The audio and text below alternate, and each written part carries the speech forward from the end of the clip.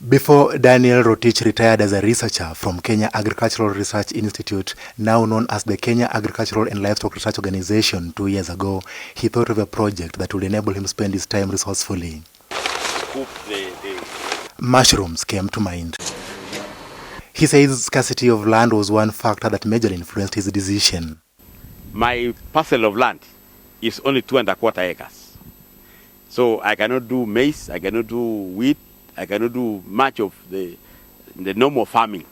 So I have to do something that can fit into the small parcel of land I have. And now 5 years down the line, Rotich has not looked back. Within that one house, I should get at least 1,000 kilos. Okay?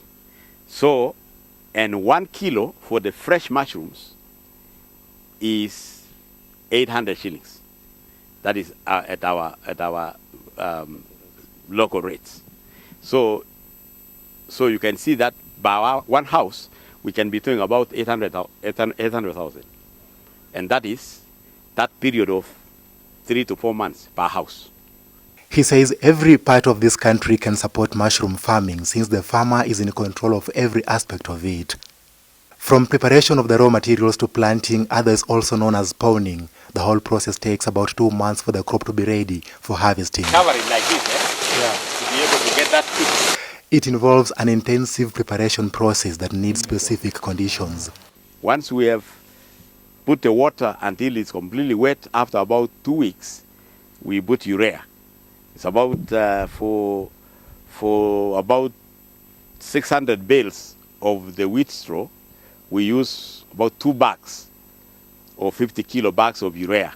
Unlike wheat and maize farming, which is seasonal, Rotich says planting and harvesting of mushroom can take place throughout the year. I can almost call it a cash crop because when I harvest in the morning, by evening I have the money.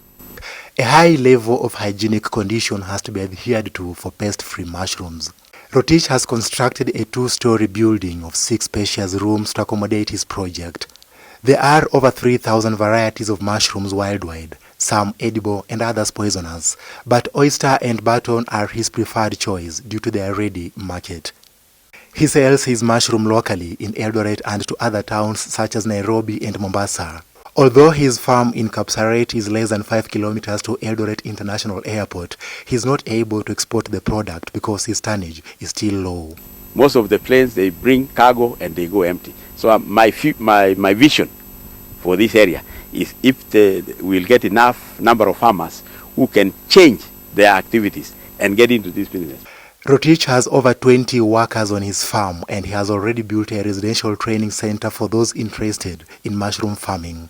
One of the challenges he faces is acquisition of seeds which he currently has to import from South Africa. Among his immediate plans is to start producing his own seeds in order to cut down on costs. Gabriel Kudaka, NTV, Food Friday.